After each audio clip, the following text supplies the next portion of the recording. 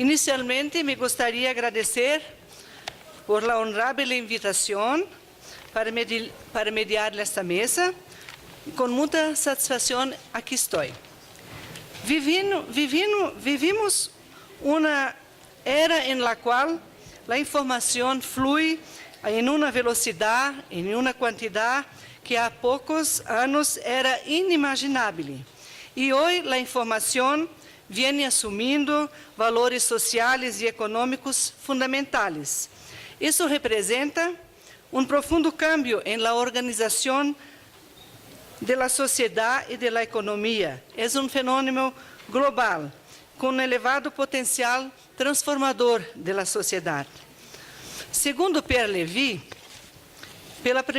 por la primeira vez en la história da humanidade, a maioria das competências adquiridas por uma pessoa no início de sua carreira profissional serão obsoletas até o final de sua carreira. A segunda constatação, fortemente conectada à primeira, concerne a la nova natureza do trabalho, em la qual a parte da transação de conhecimentos não para de crescer. Trabalhar equivale cada vez mais a aprender, transmitir saberes e produzir conhecimentos. Considerando a centralidade da informação nesta nova configuração da sociedade, devemos reflexionar se estamos em uma sociedade de conhecimento, em uma sociedade da informação, em la qual a humanidade está vivendo a revolução da informação, também chamada de revolução digital, e como toda revolução, como o próprio nome indica, vem lá para renovar e evolucionar, acelerando os processos, contribuindo com o crescimento e a maduração da humanidade, assim como sobre a forma como nos relacionamos, trabalhamos, aprendemos e hacemos negócios. E hoje toda a comunicação e tecnologia está basada no uso da internet e no processo de formação e difusão da internet moldeou de forma definitiva a estrutura comunicacional e baseada na arquitetura da rede. As redes e meios sociais afetam nossa forma de comunicação e de aprendizagem mediante seu potencial pedagógico, que abarca desde o processo de criação até o conhecimento colaborativo e a interatividade. Sem querer entrar no mérito de acesso, de nível de acesso, porque os dados já foram apresentados pela palestrante Estela Morales, né? Temos na América Latina menos da metade de habitantes com acesso à internet. Temos, então, como bibliotecários e políticos, tomadores de decisões, grande desafio que é ainda acabar com a brecha digital no mundo, e muito grande também este desafio em nosso continente. Também não querer entrar no mérito dos equívocos cometidos no processo e nos caminhos que temos que corrigir para que a situação seja outra, né? Mas nesta manhã, né, nesta sessão, teremos o prazer de contar com a presença de dois, não mais três, como estava anunciado no programa, porque uma de nossas ponentes teve problema e não pode estar conosco, mas dois de nossos ponentes nos falarão pouco sobre algumas experiências que sucedem em diferentes espaços, mas que ocorrem no contexto do mundo da informação e do ambiente digital. Nos falarão da transformação, da inovação, da nova forma de atuação, da preservação da cultura local, com o objeto de preservar a história da humanidade.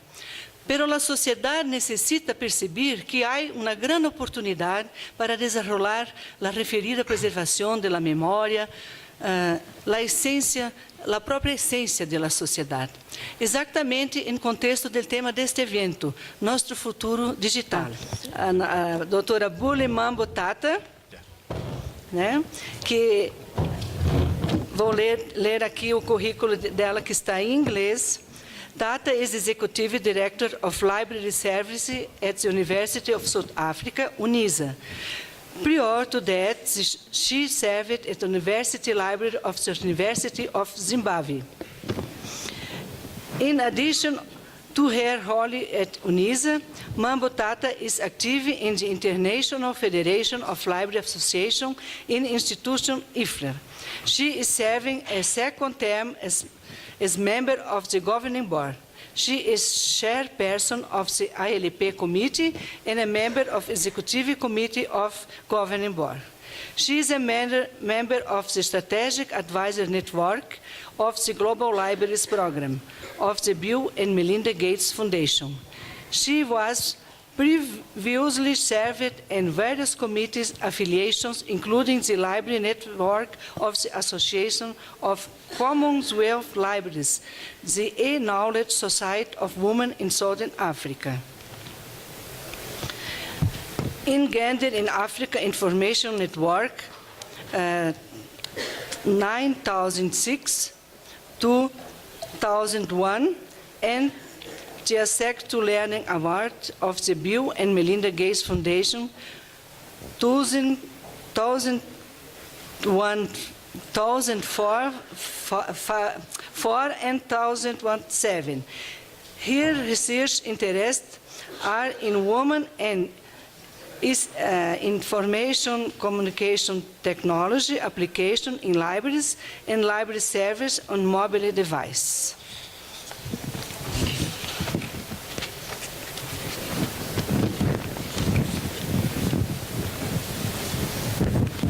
Thank you for that very kind introduction. If you'll permit me, please, I'll stand.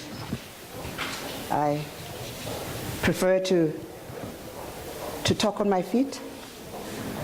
And I'm delighted this morning to be in this congregation and to have this opportunity to talk about a continent about which I'm passionate and to talk about a subject about which I'm also very passionate, libraries. I'd like to thank IFLA LAC and the organizers of this meeting for giving me the opportunity to share. And we'll just remember to talk slowly so that the interpreters can translate what I am saying. Delighted that they also found the technology that will work just now to move the slides from a distance. And that is the outline of my presentation, and I'll talk, and I have many slides, as they say, death by PowerPoint. But I'm delighted that there are now 2 speakers, not 3, and we can take time to talk about this. And that's the outline of my presentation, and it's in 7 parts. So tighten your seatbelts. We've got a long way to go. The first part is what sets the scenery for us in Africa about digital libraries, and what has made a number of us, especially in academic libraries, to begin to engage with the digital environment, libraries, and the knowledge society. And what I'll talk about this morning is partly a celebration, but to also contextualize my discussion by saying Africa is a continent with many countries in it, 54, 55 countries that do things differently. But today I will draw examples from a number of countries that have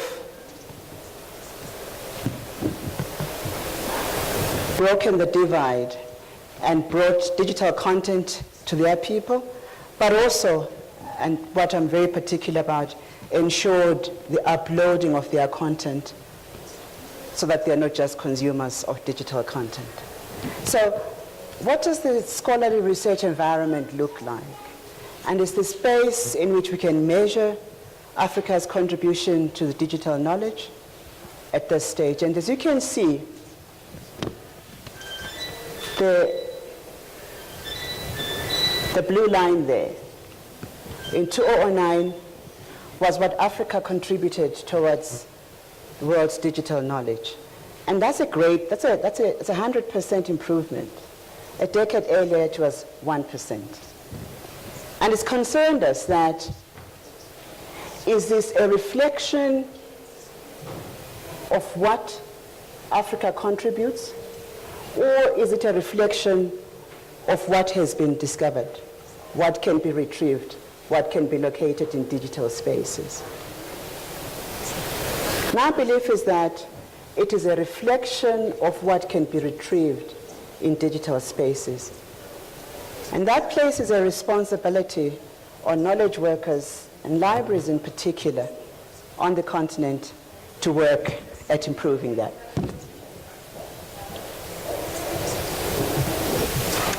We've seen a trend over the few years that there is a growth in the research outputs and a very sharp increase, as you will see, from North Africa. And this was prior to the Arab Spring. It will be interesting to see what the global research database that will be produced after the Arab Spring to see whether the countries of North Africa have declined in their research output. But as you can see, since 2006, there's a steep increase in the amount of content and research that was produced by the countries on the continent. The previous speaker spoke a lot about broadband. And for us on the continent, this is our favorite map because it outlines, we often call it the spaghetti map. It outlines the cabling around the continent. And if we could have opportunity to see how much cabling is going on even within the continents, within the countries themselves, people are actually digging up one another's fiber. But that's because they've realized that the cost of satellite communication was very high and very limiting. But because of the availability of these cables going around the continent and connecting Africa to the world, broadband has not only become available, but in many countries has become cheaper. And you'll see today what research networks are emerging because of that facility. You've probably seen this map, but you'll see that now it indicates the number of users of the internet in different continents. And in Africa, in the last 5 years, there has been a 3 times increase in the number of users. And also, if you see in the countries of the South, there is a general trend where the numbers have either doubled or increased. And that means that there is an increase in the number of users of the internet, more than perhaps it is a situation in Europe. But for us on the continent, particularly in sub-Saharan Africa, there's certain constants and constraints under which we work. And I believe in the discussion of the last few days, some of those issues came up. The issues of illiteracy, the issues of electricity. And this morning when Dr. Morales was talking, I thought, okay, that sounds like where I come from. And a question was asked at some point, I'm told, in the last few days, whether Africa needs sanitation or needs internet. And I said, what's the question? It needs both. And some of the constraints under which we work, you'll see, is the illiteracy, the number of young people and adults who cannot read, the number of young people especially who are illiterate. And I wondered whether what Dr. Morales was referring to about the number of people who are texting in short form, whether that counts as literacy. But that's subject for discussion at another time. And a large number of adolescents who cannot make it to school for one reason or the other. Other constraints, I don't know that this happens in Latin America, but we tend to have civil uprisings in some places, and sometimes what happens is people burn libraries. And when we've asked them why they've burnt libraries, they've said, because we want the mayor to pay attention. Which means that they understand the role of the library in the community. But it is unfortunate that when push comes to shove and they want to be heard, they destroy exactly what is good for them. And those are some of the constraints under which we have to work. Other challenges is that, and I heard it from the previous speaker, is that often African libraries have not been setting their own agenda for what is important for African libraries, what is important for their communities, and what is important for development. Because they have sought perhaps to emulate, perhaps to catch up, without really asking the communities that they serve what it is exactly that they need. Another constraint is that we've depended a lot on imported and costly digital content. And the challenge to knowledge workers is to produce digital content in local languages that will not only help solve the social problems locally, but will also contribute that local knowledge into other spaces. Those challenges also present themselves as opportunities, because in solving them, we find solutions, and we make it our business to solve those challenges. And one of the opportunities, and I give an example because this has been in the press recently, was the issue around the Timbuktu manuscripts. We don't know how many were destroyed. There's different literature that says how many were destroyed. For me, even if one was destroyed, it's one too many. But what has given hope is the fact that a number of those manuscripts had already been digitized and were sitting in several servers and therefore were not destroyed. So there's an opportunity there. And that opportunity presents itself across the continent as we see how a number of oral knowledge as well as written knowledge can be digitized and shared and preserved in wider communities. Another opportunity, and you have seen the statistic, which is quite high, is that a number of people own mobile phones. And it has been said many times that mobile phones are really the way Africa will go, largely because a number of our communities are oral, and on the mobile phones you can transmit a lot of oral information. And the number of people owning phones presents another opportunity to share digital content. We've also seen an increasing number of digital citizens, young people who are online, who prefer to work online, and that's juxtaposed with perhaps young people who cannot read, who sit in spaces where there's no electricity. But as libraries and librarians, we've got to provide services that bridge, to cater for those that still need to be able to read, and for the digital citizens who've been brought up and prefer only to work online. And that quotation there from Vosloo says, if what youngsters have is mobile, then that is what we have to work with. And that could apply to libraries, and that needs to apply to libraries, but we really meet our users where they are at. In this part, I will talk about some of the digital initiatives that exist on the continent. And the first one is one that digitizes print.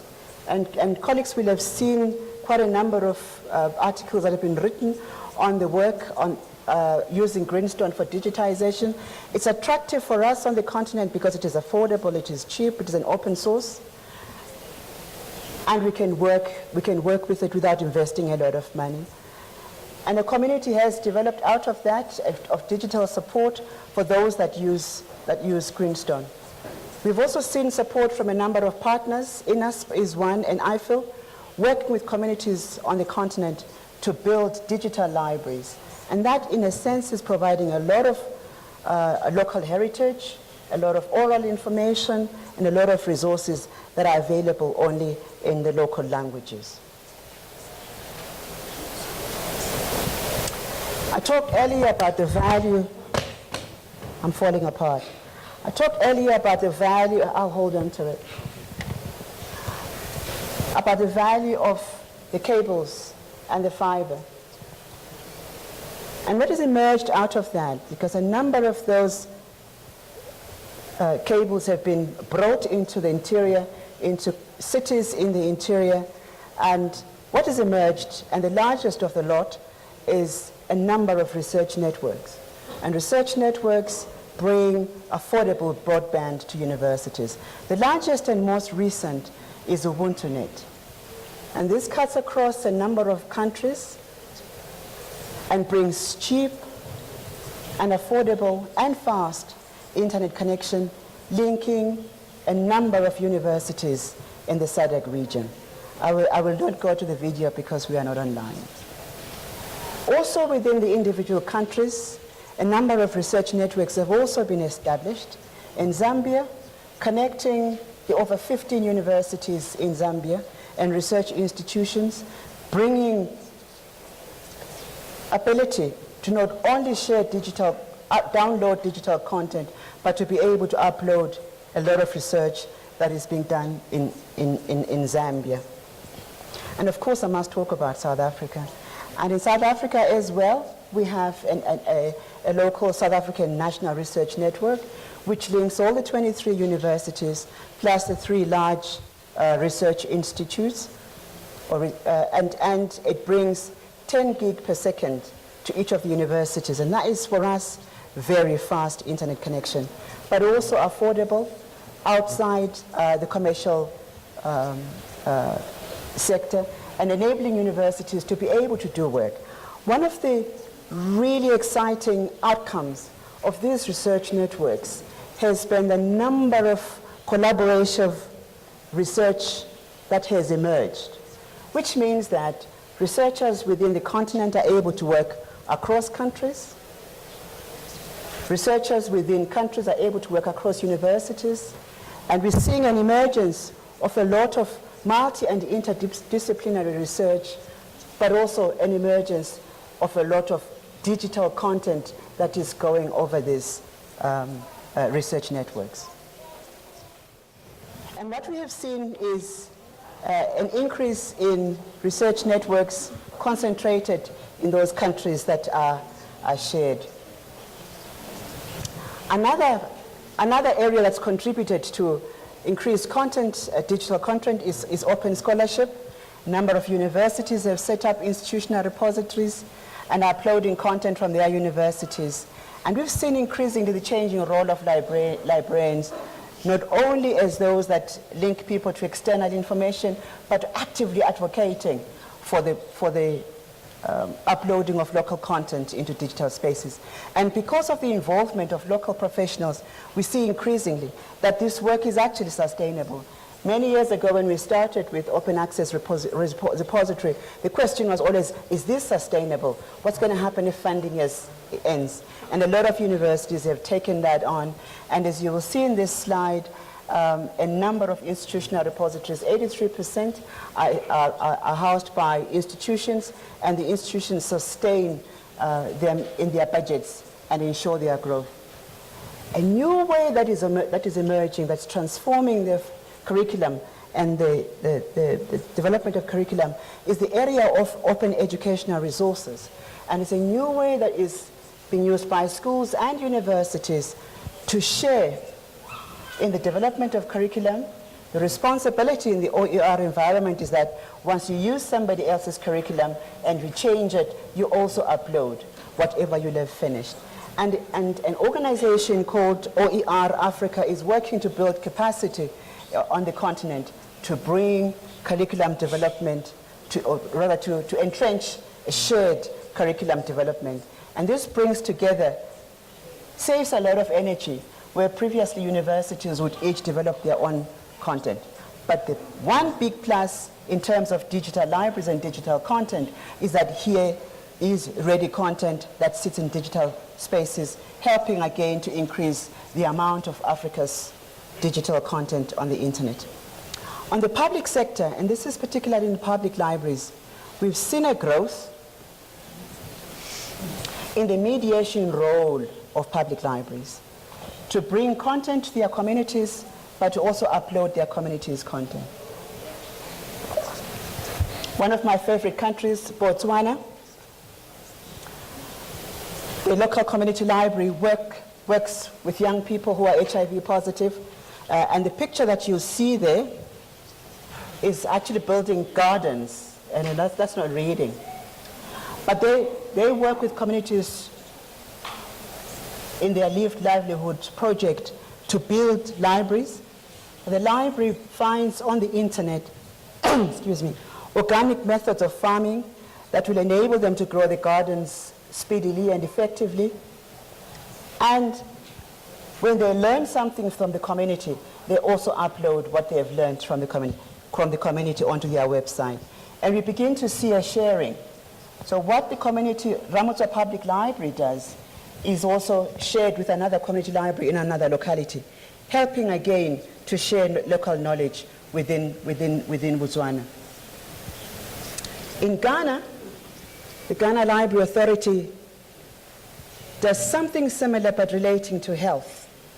So using a combination of internet, radio, and mobile phone, the local libraries share, download the information they get on the internet relating to maternal health. And in working together with the radio and the internet service provider, they share that information with expectant mothers and has helped to reduce maternal death in Ghana. And all because the library has also become part of this very useful intervention. In Kenya, the Kenyan Library Association, Kenyan National Library Service, perhaps more than any other service on the continent, has worked to develop e-health corners in which information on malaria, AIDS, and whatever other diseases that are common within Kenya is downloaded from the internet, but whatever lessons they learn from the local communities, again, the KNLS community uploads that and shares it with many others. And we see that in these three situations, the libraries are being part of transformation of communities by bringing content that they've downloaded from the internet, but also by uploading their own discoveries and research in those lessons. And looking into their future, I just had to bring this in. We do realize that, as African knowledge workers, that some of these initiatives are isolated, are brilliant, but we need to find a space where we can sustain this work. And the African Library Summit Series is a process in which we seek to build leadership capacity, to build capacity to ensure that these wonderful initiatives are coordinated, are mainstreamed, are shared, so that indeed we can sustain them. And one such African Library Summit is happening on the 3rd to the 5th July in Pretoria, my city. And you're all invited to come and participate. But the theme of that is really about setting the agenda for library development and libraries in development, and ensuring that as libraries we continue to lead, we continue to provide librarians with capacity to sustain, to innovate, and to continue to ensure that libraries are participating in the development process.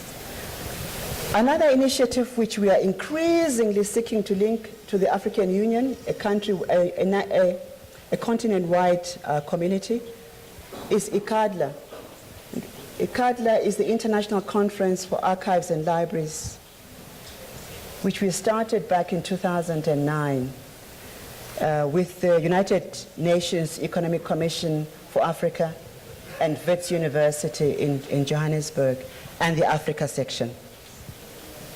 And the idea is to look for the successful digital library projects on the continent and share best practices, but to also work together in trying to find sustainable ways for digital libraries on the continent. And then try and make sure that we don't misuse our limited resources by duplicating work that has been done elsewhere, and to learn from each other. A third conference, which which seeks to look at digital library issues on the continent, is scheduled for the 27th to the 29th May in Morocco. And the theme of that is Digital Libraries and Archives in Africa, Changing Lives and Building Communities. Because the continent is wide, we do realize that there isn't a one-size-fits-all. But through this series of conferences, we want to make sure that best practices are shared, so that indeed when institutions and countries start, they can learn from others who have been there and done that. So that draw to a conclusion. We do realize that as libraries, and libraries have a very critical role in bridging the knowledge gap. Not only in linking their communities to the digital knowledge elsewhere, but ensuring that their own community's knowledge is also uploaded. As I shared with you, the infrastructure question is increasingly becoming a thing of the past, because the connection and the cabling and the infrastructure has been built. We see a new opportunity around open learning systems, particularly in the area of open access and OERs, providing opportunity for digital content on local languages to be shared. But what is more exciting for me is that we've developed a critical mass of professionals that are not only available, but are ready and willing and committed to ensuring that Africa's digital content is shared with the rest of the world. So, we do realize also that it is critical that the various initiatives that have been started are coordinated, are shared, and that there's platforms that facilitate that sharing of those initiatives are made available.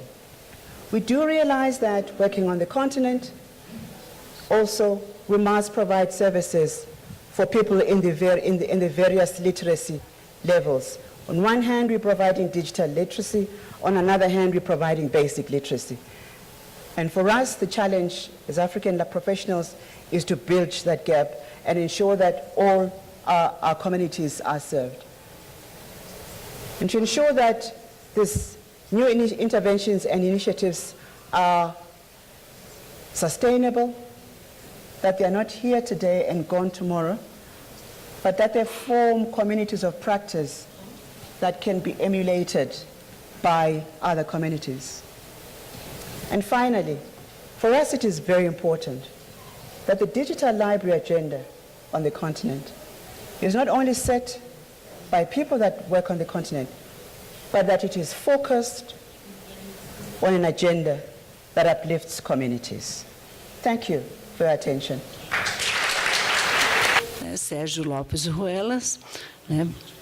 Não vou repetir tudo que já falei, né? Mas é bibliotecário, coordenador das bibliotecas da Universidade de Guadalajara, e complementando, né, o que eu já havia dito, ele é também membro do Comitê Diretivo do Consórcio Nacional de Recursos de Informação Científica do Conselho Nacional de Ciência e Tecnologia, professor e investigador da Universidade de Guadalajara, presidente do Colóquio Internacional de Bibliotecários e membro do Comitê de Organizador de los Homenagens al Bibliotecário e al Bibliófilo, realizados no marco da Feria Internacional do Livro de Guadalajara.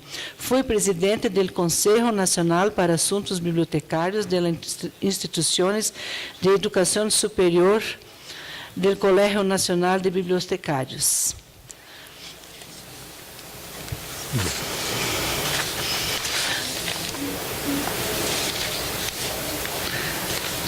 Sérgio nos hablará de este importante proyecto de la UNESCO, La Memoria del Mundo. Muy bien. Muy buenos días tengan todos ustedes. Yo también, como mi colega, prefiero pararme para guiarme. Es una presentación un poco larga y en obvio de tiempo, la vamos a hacer lo más rápido posible. Y uno de los propósitos de UNESCO es difundir el programa, especialmente entre los jóvenes, para hablarles del valor patrimonial que tiene lo que se está trabajando en términos de todos los soportes que la información tiene y evidentemente las ayudas que la parte digital nos está dando para difundir este programa y todo su valor documental. Agradezco antes que nada a los organizadores de este importante evento, a nuestros colegas visitantes de la IFLA. Bienvenidos a este gran país. Es un honor su presencia aquí y mi profundo agradecimiento al doctor Jaime Ríos y al doctor Felipe Martínez por su cordial invitación. El patrimonio documental se fundamenta a través de la diversidad. ¿Seguimos? Lo vamos a hacer rápido. Wow. Creo que mejor te sientas y...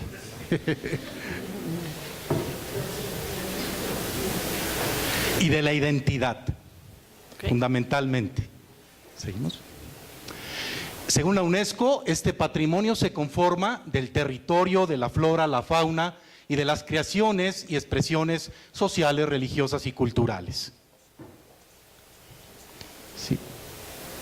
Los bienes patrimoniales son los tangibles, objetos, monumentos, inmuebles, y los intangibles, el lenguaje, la cultura, las tradiciones, las creencias. El Patrimonio Mundial de la Humanidad lanzó un primer proyecto importante en 1972 para conferir a sitios de importancia excepcional para la humanidad como herencia. Vamos a dar énfasis en los sitios más importantes para México. Esta es una muestra de los bienes culturales de México. El Centro Histórico de la Ciudad de México es Patrimonio Mundial de la Humanidad desde 1987. La ciudad prehispánica de Teotihuacán. La zona arqueológica de Chichén Itzá. Tequila, Jalisco y su paisaje agavero. El sitio donde estamos, la ciudad universitaria de la Universidad Nacional Autónoma de México. Esto tiene música y el mariachi como patrimonio intangible. Pero en 1992 la UNESCO determinó un programa llamado Memoria del Mundo. Nosotros somos guardianes del pasado, la piedra, el pergamino, el papel. Como testimonio del presente y el futuro están los materiales y los documentos audiovisuales, electrónicos y digitales, entre otros. En un mundo tan confuso como en el que hoy vivimos, debemos tener tiempo para conservar y para leer los documentos que definen nuestras raíces, nuestro pasado, nuestra existencia. El programa, como les decía, data de 1992, se llama Memoria del Mundo y la frase la acuñó un español, Federico Mayor Zaragoza, que en ese momento era el director general de UNESCO. Una frase preciosa, Memoria del Mundo. ¿Dónde está ese patrimonio? En bibliotecas, en archivos, en filmotecas, en fototecas, en universidades y en las personas. Cada uno de nosotros tenemos nuestra memoria documental, nuestras fotografías, nuestros documentos profesionales, aquellos documentos que nos definen en buena medida la historia de las personas. Venezuela hizo un libro para este programa que se llama Papeles de Familia. Es su memoria documental, tanto públicos como privados, en todas las instituciones.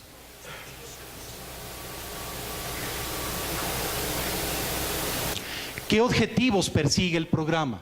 Asegurar la preservación, leer el patrimonio documental, por eso hay que difundirlo, apoyar el acceso universal y en ese sentido la parte digital ayuda muchísimo y va a seguir ayudando.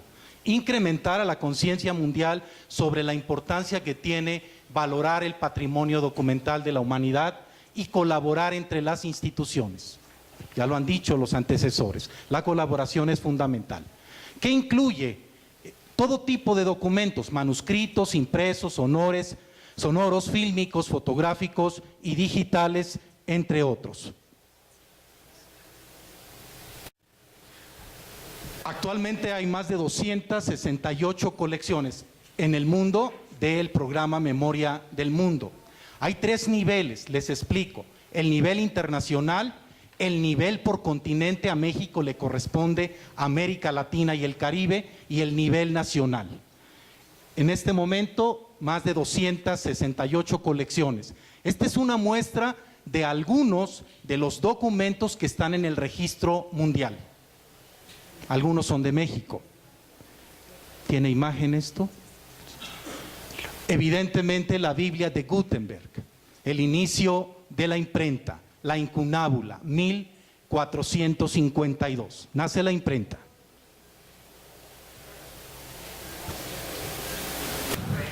Alemania, la caída, la construcción del muro de Berlín, los documentos que hay en torno a esto.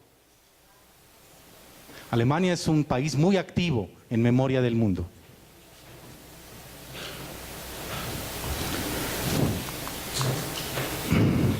Seguimos.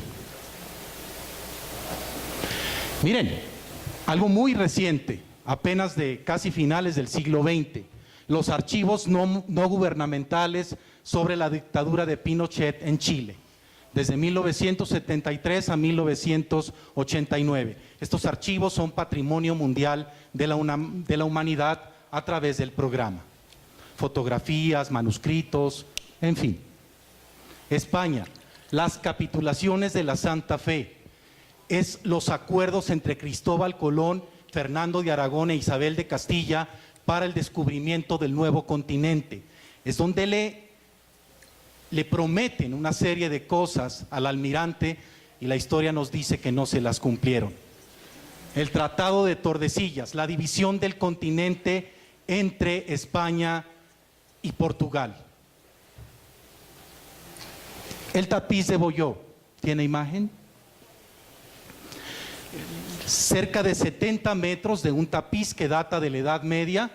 Esa es una exposición que hubo en el Metro de París. Habla de guerras, de la vida, pesa 350 kilos y es un documento también, todos los soportes, si se dan cuenta, no solo el papel. ¿Seguimos? Holanda, el diario de Ana Frank, un canto a la vida. El manuscrito del diario es Memoria Mundial de la Humanidad. Cuando encuentran el diario. Chopin, sus obras maestras.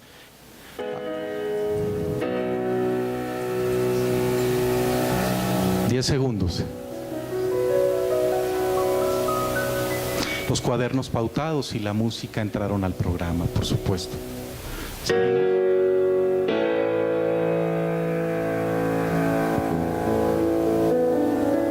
Continuamos.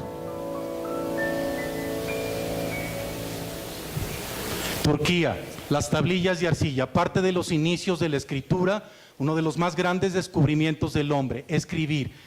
El origen de la escritura era contable, más de 6.000 años de antigüedad. Esto es también patrimonio mundial de la humanidad. Uruguay tiene música, qué pena. A ver, regresamos al de Uruguay para que vean por lo menos quién es. ¿De Argentina? Tiene imagen y tiene música. Para que vean qué vigente está todavía Carlos Gardel y su música. Hubo todo un conflicto entre Uruguay y Argentina, pero se demostró que Gardel es uruguayo, hay un acta de nacimiento y bueno, otros dicen que no, todo un mito. Y bueno, el poseedor de la colección es uruguayo y bueno, por eso Uruguay ganó el registro. Vamos a México. ¿Qué registros tiene México a nivel internacional?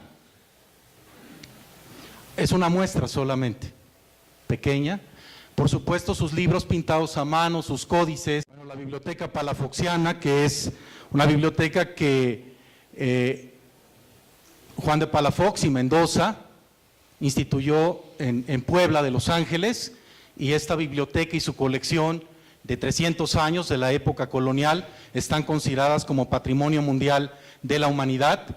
La Biblioteca Pública del Estado de Jalisco posee 128 documentos desde el siglo XVI hasta el siglo XX, que son lenguas indígenas, muchas de las cuales ya son lenguas muertas, no hay hablantes, y esto da fe de la importancia que tenía para los evangelizadores el aprender estas lenguas, y es parte del programa también en un registro internacional.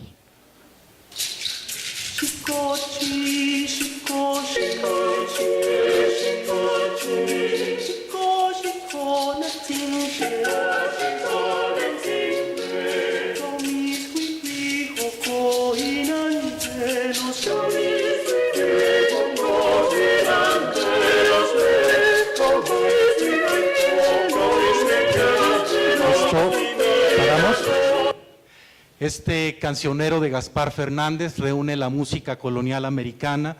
Lo que acaban de oír es un villancico, no está comprobado, pero se cree que lo escribió Inés de la Cruz. ¿Seguimos? Los mapas y dibujos e ilustraciones, pictografías del siglo XVI al XVIII que pertenecen al Archivo General de la Nación. Y esta es una pequeña muestra de América Latina, de lo que México tiene en América Latina y el Caribe. Los incunables americanos, los primeros libros impresos en el nuevo continente entre 1539 y 1600.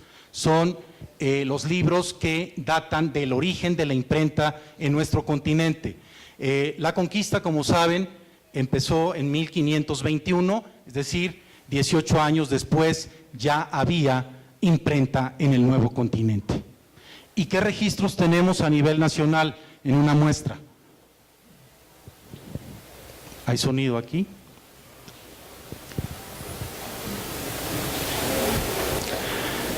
Esta institución, la Universidad Nacional, hizo una colección importante de los principales intelectuales, poetas y escritores, le tituló Voz Viva, y ellos mismos hablan de su obra y de sus trabajos. ¿Seguimos? El programa televisivo Aquí nos tocó vivir, en 2010, hay una imagen.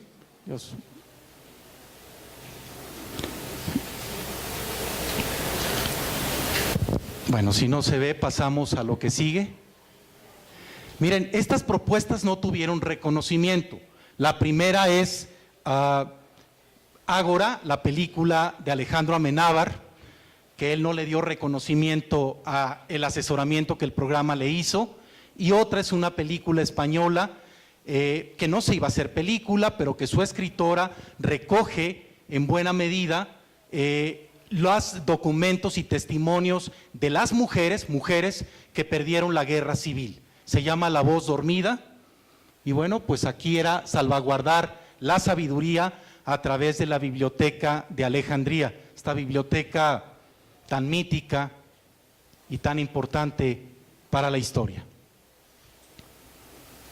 Hay dos trailers de cada una de las películas, pero por obvio de tiempo ya no se las podemos proyectar. Se va a quedar la presentación si alguien la quiere, y yo les agradezco mucho su atención.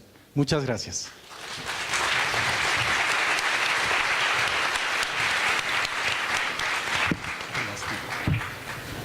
Bien, agradecemos ao Dr. Sérgio por nos mostrar pouco deste importante projeto que trata de salvaguardar a memória da humanidade. Quantos acervos temos que correm riscos em nossos arquivos, em nossas bibliotecas, em todos os países deste mundo, e que se não forem salvos, não forem digitalizados, se perderão. Né? Então, é muito importante a digitalização destes acervos para que não se percam, para que as futuras gerações tenham acesso a todo este conhecimento. Muitas graças. Encerramos esta mesa.